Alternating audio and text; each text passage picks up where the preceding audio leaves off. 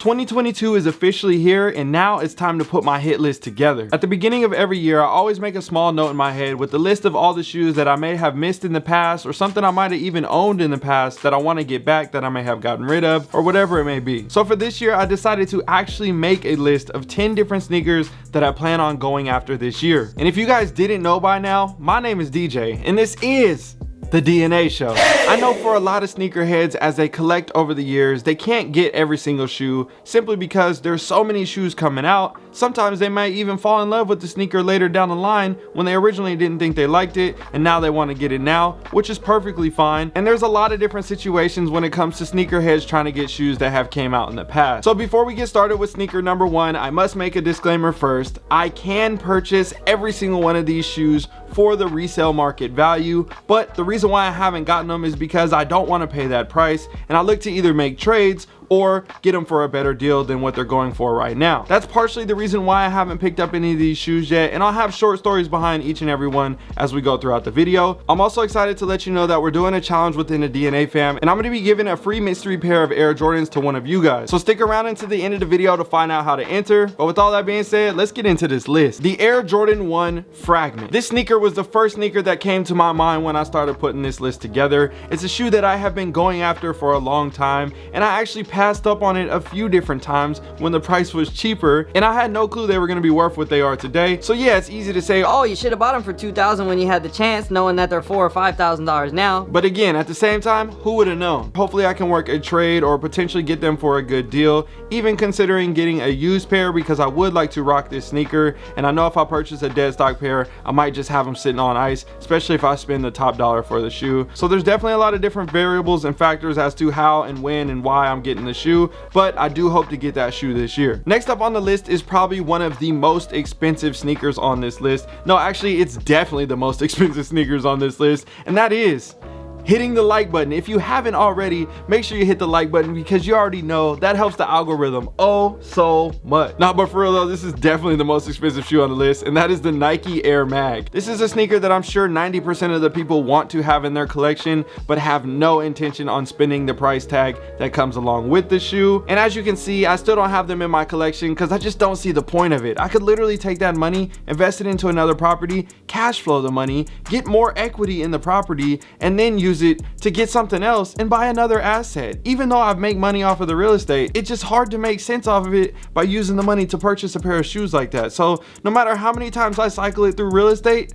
I just still can't make sense of it. But this year I'm actually thinking about pulling the trigger. I know I shouldn't, but part of my bad side is telling me to. I don't know, we shall see what happens. All I know is these are on my hit list. Now let's take it to sneaker number 3, the Off-White Sail Air Jordan 4. This shoe released in women's sizes. I'm a men's size 13, so that's a 14.5 in women's sizing. They do make it in my size, but it is a lot more expensive than all the other pairs that you may see in the smaller sizes. It's literally the same shoe, and I gotta pay $1,000 more for being a size 13. If you guys were a size 13, drop a comment down below and let them know how our struggle is, man. It's rough out here. And again, these are in no particular order as well. I kind of just wrote the list off the top of my head. So let's take it to the next shoe, the MCA Off-White Air Force 1. I think this shoe is extremely fire. I have the University Gold Lemonade pair, whatever you want to call them. I want to complete the set and put them all together, and that baby blue pair is just so clean. Like, I don't think I need to say much more. I really love the shoe. I want to get it in my collection, so hopefully I can pick those up this year. Next up on the list is a sneaker that is nowhere near as expensive as all the other ones that I mentioned on the list so far, and that is the Parra Nike SB Dunk Low. I think this shoe is extremely underrated, highly slept on, low-key undervalued, but because of the value that it is, I still don't see myself paying that price, because that's what everybody else is willing to pay, and you know your boy is always trying to get a deal. So hopefully this is in a situation where the shoe continues to rise in value and I say, damn, I should have bought it when it was $300 or $400, but we shall see what happens. But this one for sure has a high % chance of getting added to my collection this year. Next up on the list is a sneaker that has been going up and down and up and down in value, and I low-key had a chance to get a pair last week and I missed out on it, but it's okay. I'm still gonna get these. I have to get these these this year. The Air Jordan 1 Low Chinese New Year. You guys have seen me do a review on these in the past. I love the materials, the concept, and everything behind it. And as you guys know, I have about 70 pairs of Air Jordan 1s in my collection, but I don't have this one, and I really want to get these because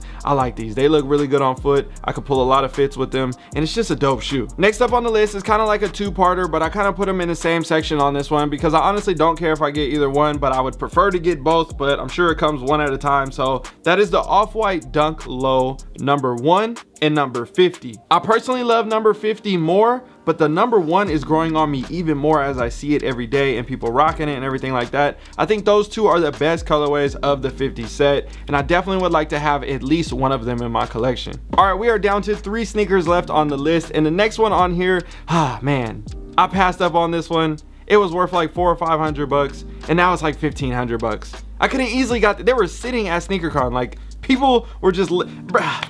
What was I thinking? Again, who would have known, right? Who would have known? The Trophy Room Air Jordan 5. I thought the shoe was fire then, but again, I was being bougie. I said, hey, the shoe's worth this. It might go down in value because it's honestly not worth that much. $400 or $500. At the time, people were selling them for like $350, $400. So I was like, oh, they might go down. I might be able to get them for like $275, $300, and then I'll grab them. Nah. I played myself, but it's okay. You can't win on all of them. I completely get it, and that's fine. So I'm gonna try to go after these. Hopefully I can get them. We shall see. Next up on the list is another shoe that yeah, I dropped the ball on this one. Had a chance to get them. I played myself. I was like, oh, I'll grab them from somewhere else. Then I didn't get them from somewhere else. And then where I was gonna get them from originally, I couldn't get them no more because they sold them. And then yeah, so that, you know, it happens sometimes. It happens. But the UNC Air Jordan 3. Obviously, I love PEs and everything like that, with this being very, very similar to it. I love the sneaker, but I just think it's kind of overvalued, but at the same time, I understand why it is valued at that price, and I just don't want to pay that price, so I'm trying to find a good deal. Hopefully, I can find a pair that's like slightly worn. That way, I can still rock them and get them for a discounted price, saying that they're not dead stock anymore and that they're used, so because of that, they can knock some money off, or I don't know. We're going to figure out something. Either way, I think this shoe will be added to my collection this year. I just got to find a good deal for it, and I'll make it happen. And last but not least, we have another two-parter right here. I'll take either one. I have owned both of these, but every time I own this sneaker, it's never in my size, so I always end up selling it.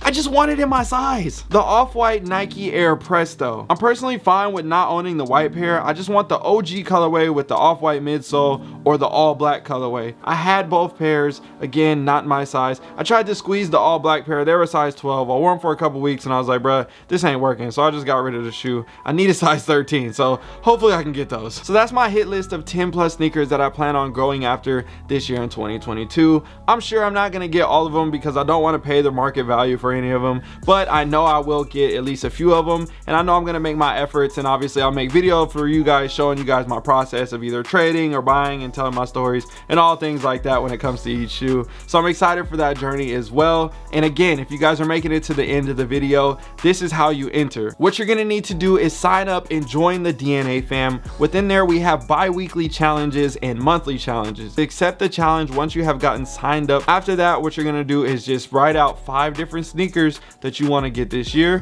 From there, submit your challenge entry and you're good to go. I'll be selecting a winner from the challenge entries and sending you a random pair of Air Jordan. You'll also get an IG shout out and be featured here on the YouTube channel, so I'm excited for all that. We're gonna have monthly sneaker giveaways that are in the community only, exclusive to you guys that are a part of it. And again, we're gonna have bi-weekly challenges with different gift cards, sneaker challenges, free merch, different stuff, whatever it may be. We got a bunch of different giveaways going on every other week. Basically, it's a lot of different stuff going. We done mapped out the whole year. I got a team behind us. We're ready to go. I'm excited for all this stuff. I'm excited for the giveaways and for the community to continue to grow. And we have the knowledge and everything. It's just so dope. I'm excited for everybody that's a part of it. So again, if you want to be a part of that, any part of the live stream exclusive events and all the stuff that we have with the meetups, make sure you guys sign up. I'll have the link for you down below in the description. From there, you'll be good to go. And that's pretty much it. That's my list of sneakers, and I plan on going after all of them. I don't expect to grab all 10 shoes, but I will be making my efforts. So that's my time to go. I'll see you guys in another one. All right, y'all, I'm out.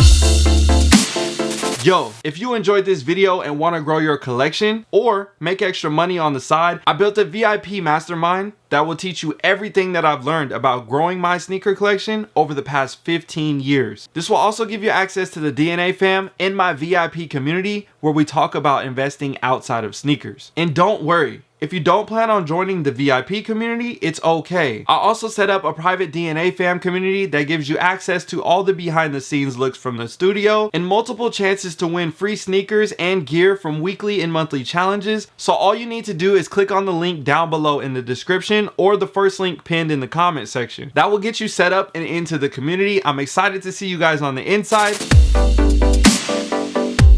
Yo, if you guys made it to the end of this video, drop a comment down below and let me know a Nike SB Dunk Low that you plan on purchasing this year. If you don't plan on purchasing them, just let me know what else you plan on picking up. All right, y'all, I'm out.